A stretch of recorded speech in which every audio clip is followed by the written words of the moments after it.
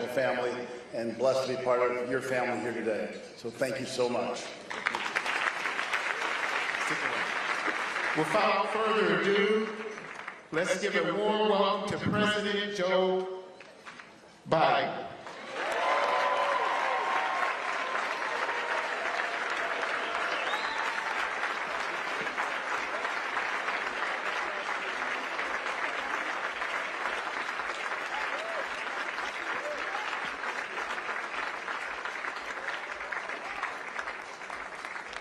Please sit down.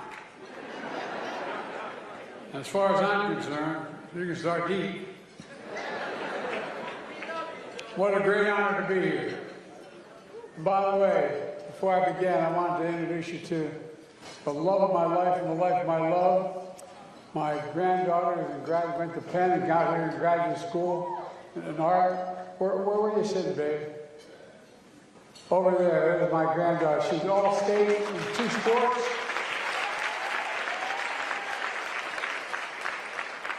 And she's crazy about me. President Adams, thank you for that introduction. And President-elect Ashley Upton, thank you for the next president. Congratulations to all on the newly elected leadership, especially James Carter. Thanks, James. Thanks. And, Dominique Calhoun, and all of the other past presidents, including my friend Ben Crump. Thank you for doing all you do. You've always been there for me, Ben. And thank you for honoring me with this award. It's a big deal. You're the reason you got me started, not a joke. I've been doing this in an elected office for 52 years now. I know I don't look like I'm 40, but I'm doing it for 52 years. And Mayor Brandon Johnson, thank you for the welcome back to the city. I've been here many times. It's great to be here with so many friends. In 1929, a few short years after the National Bar Association was founded, one of its members, Lewis L. Redding, became the first black lawyer admitted to the bar in my home state of Delaware. He also became a personal friend of mine and a truly influential mentor. He cared deeply about the people of his community. Redding represented plaintiffs in 2 key Delaware cases that challenged the separate but equal doctrine of Delaware public schools. These cases later joined with others to become Brown versus the Board. And Redding worked on the legal team with Thurgood Marshall to win the landmark Supreme Court cases, leading to desegregation of American public schools. And so, as president, it was truly an honor to invite the family of the late Lewis L. Redding to the White House and award him posthumously the President's Citizens Medal.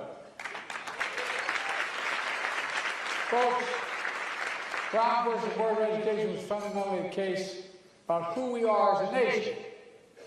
We're the only country in the world founded on an idea. Every other country is based on geography, religion, ethnicity, but we're based on an idea. A sacred proposition rooted in Scripture and enshrined in our Declaration of Independence, that carved into our hearts.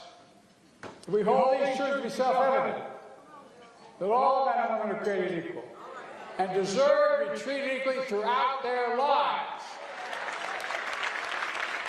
Our Constitution has helped ensure that while they never fully lived up to that, they never walked away from it either. Our Constitution guarantees a set of basic rights to every single American and sets up institutions to safeguard those rights.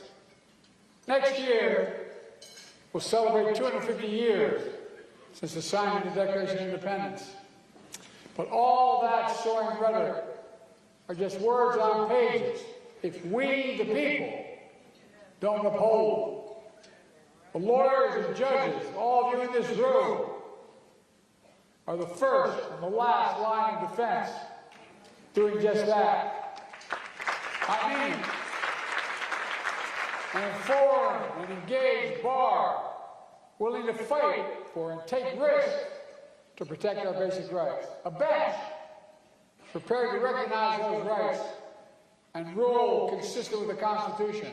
Our courts are meant to be a valid check on the excesses of other branches of government, especially when Congress and our executive overreach and run afoul of our constitutional and institutional safeguards, as they are doing now.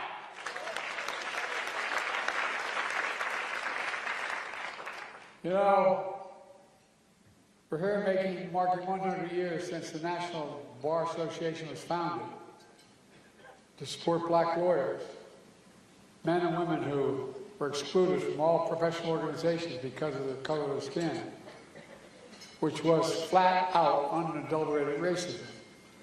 Much of it has changed since then, thanks to the work of the National Bar Association, and so many of you have fought to make this country live up to its highest ideals because you believe, like we do, in a simple truth, that the soul of the nation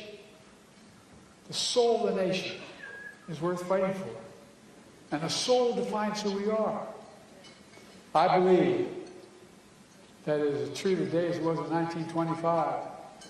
But not since those tumultuous days in the 1960s has this fight been so existential to who we are as a nation, with marginalized groups so dramatically under attack. As a young man, long before I understood the civil rights movement in a political context, I understood it in a human context. Because of the friendships I made in the black community, being the only employee in the project, my home city of Wilmington, Delaware. I made friends who became like family. As I got older and more engaged, every Sunday I'd go to 7:30 Mass in my own church, and then I'd go to 10 a.m. Mass at the church service at AME Church across town. In time, I left for law school. When I came back to Wilmington to start my career working for a prestigious law firm. That was June of 1968. And as you all remember, Dr. King was assassinated on April 4th of that same year.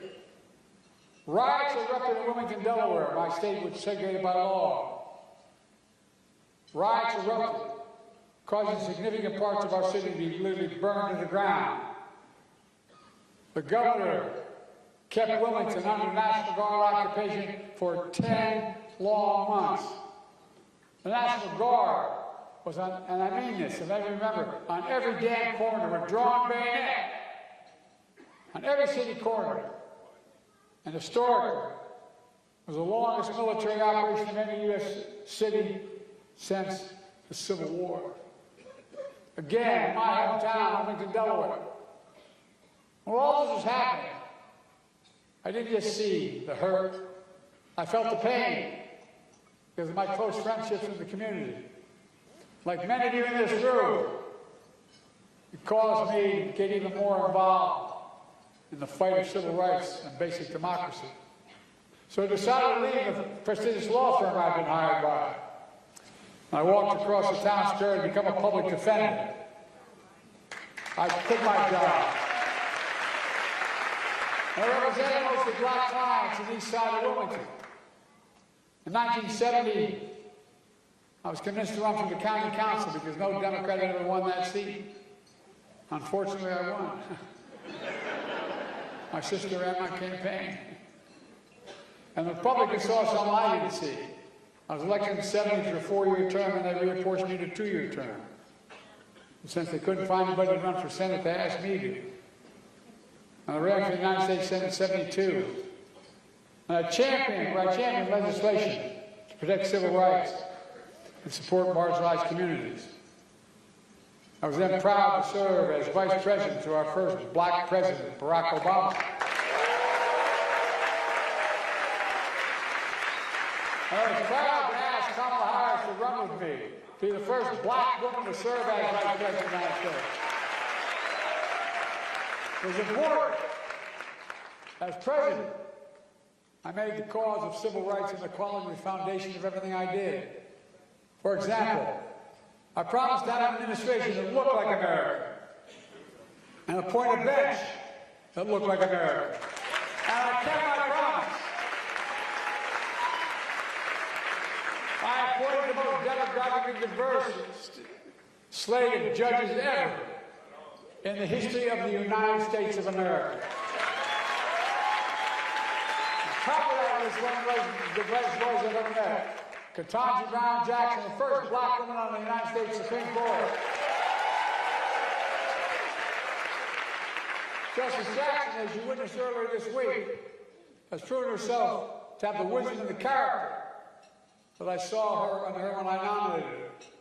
I appointed 13 black women to the Courts of Appeals of the United States Federal Court. More than every other president in American history combined. And there are other stories first as well, for Hispanic Americans, Asian Americans, Muslim Americans. By the way, I didn't just appoint Ivy League judges.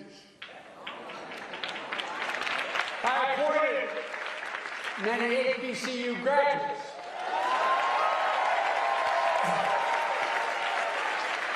How many of you sure went to the greatest HBCU in America? Delaware State, right? They got me started, man. Senator Chief, give me the honor of being called a Morehouse man. I'm a Delaware State man. Look, my administration understood the importance of HBCUs. That's why, as president, I invested more money in HBCUs than all other presidents in American history combined. It matters. And I appointed a record number of judges with backgrounds and experience that have long been overlooked by the federal judiciary, like public defenders, lawyers representing labor unions, and the rights of immigrants. And by the way, I was the first president to give the National Bar Association a seat at the table in proposing candidates to the federal bench. So a lot of names came from you guys. I mean it. I'm serious. I needed to. I still need to. So thanks, everyone. No matter who these men and women were, or where they came from, I'm sure that all my appointments are committed to the rule of law and are highly qualified. Because I know then what I know now. Judges matter. Courts matter. The law matters. And the Constitution matters. I think a lot of Americans are starting to realize that under the pressure we're under now with this guy we have as president. Oh, get ready, folks. This is just starting. I'm proud I've appointed judges doing their best to be independent, fair, impartial, respecting the rule of law, and upholding the Constitution. I wish I could say the same for the executive branch. It seems doing its best to dismantle the Constitution. Oh, I'm being deadly earnest, man. Which seems to be what's going on. You know, they're doing it all too often with the help of a Congress that's just sitting in the sidelines and enabled by the highest court in the nation. The rulings they made, my God. Folks, in our lives, in the life of our nation, there are moments so stark that they divide all that came before from everything that followed.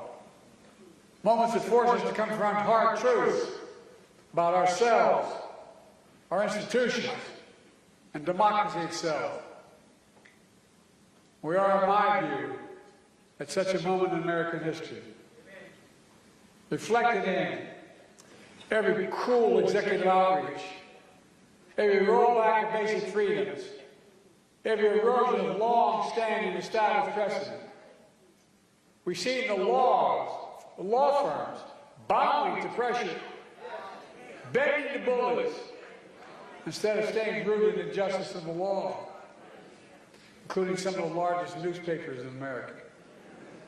We see the apparent glee some of our politicians express. That's while watching immigrants who are in this country legally, torn from the arms of their family, dragged away in handcuffs, from the only home they've ever known.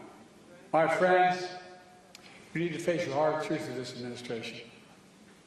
It has been to ease all the gains we've made in my administration, to erase history rather than make it, to erase fairness, equality, to erase justice itself. And that's not hyperbole, that's a fact. Look, folks, you can't sugarcoat this. These are dark days, but you're all here for the same reason. I left that prestigious law firm in the public defender's office to go to the defender's office years ago. It's because our future is literally on the line. We must be unapologetic of fighting for the future. To paraphrase Frederick Douglass, there is no progress without struggle. And I would add, there is no progress without courage.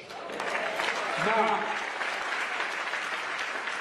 back to the Civil Rights Movement, when Dr. King and Rosa Parks and John Lewis and other giants in our history needed a lawyer for their fight for freedom, they called on a guy named Fred Gray. Let's hear him now. Fred, I don't know where you are, but stand up, man.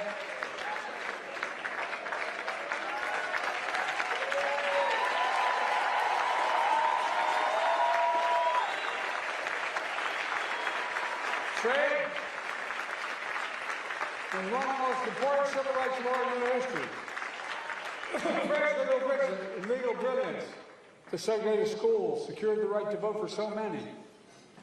I was honored to invite Fred to the White House and bestow on him the nation's highest honor, the President's Medal of Freedom. Folks, as a reminder that American history from its start has been a constant push and pull, it's a battle that's never over.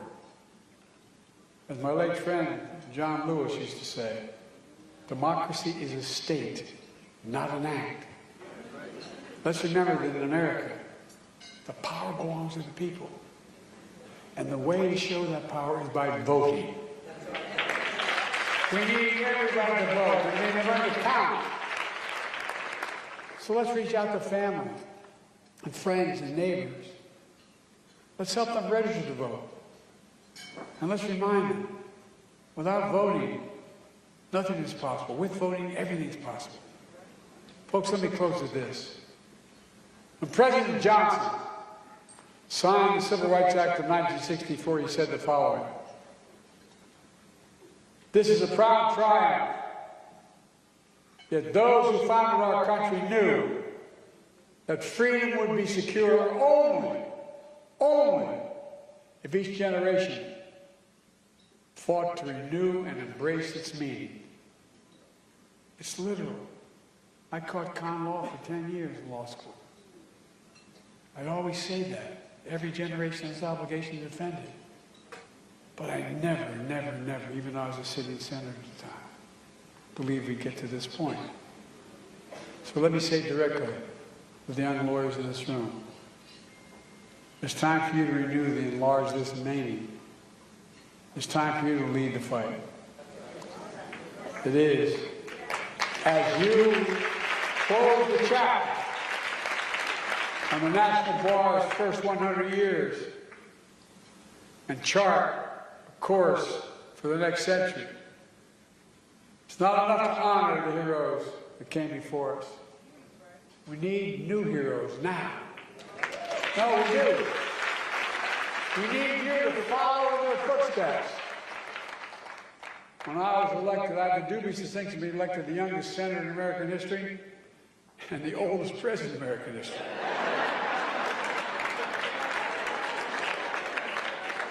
It's hell turning 40 twice. Look, some of your potential candidates for office. And when I got elected as the youngest person, I got elected before I could be sworn in. Everybody, and I beat a really very popular guy. Nixon won my state with 60% of the vote. I won by a rousing 3,200 votes. And they'd say, "What's your secret?" What was the secret? There always had to be some secret. And I always told them the same thing, and I made it from the bottom of my heart. Same thing. You got to know what's worth losing an election over. What are you willing to stand for?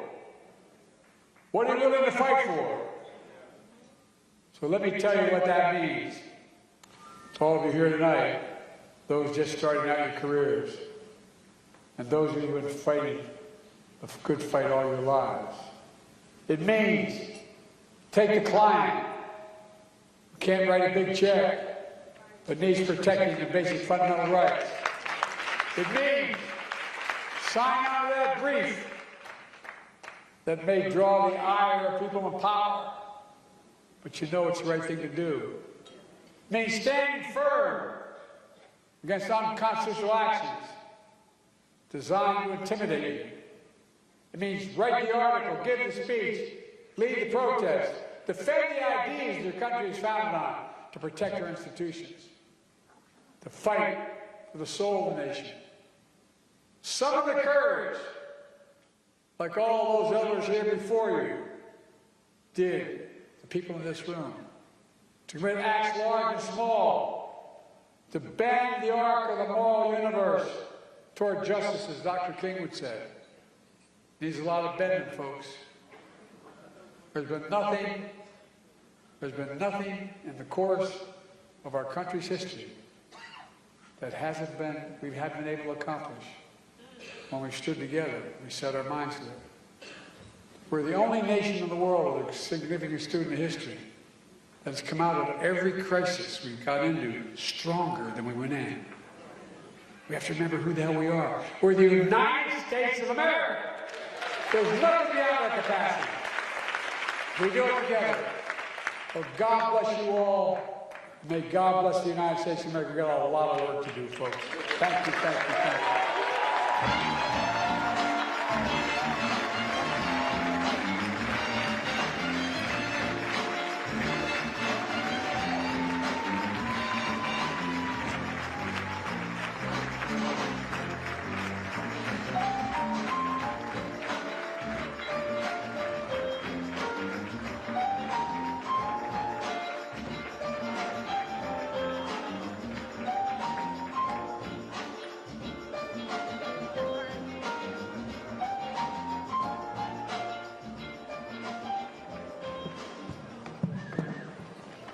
Thank you, President Biden. And now, by the power bestowed on me, enjoined by John Rogers, Jr., I hereby confer upon you the C. Francis Stratford Award. Thank you for your service. Thank you very much. Proudly hanging from the President of the Library as you walk in the door. Thank you, thank you, thank you, thank you.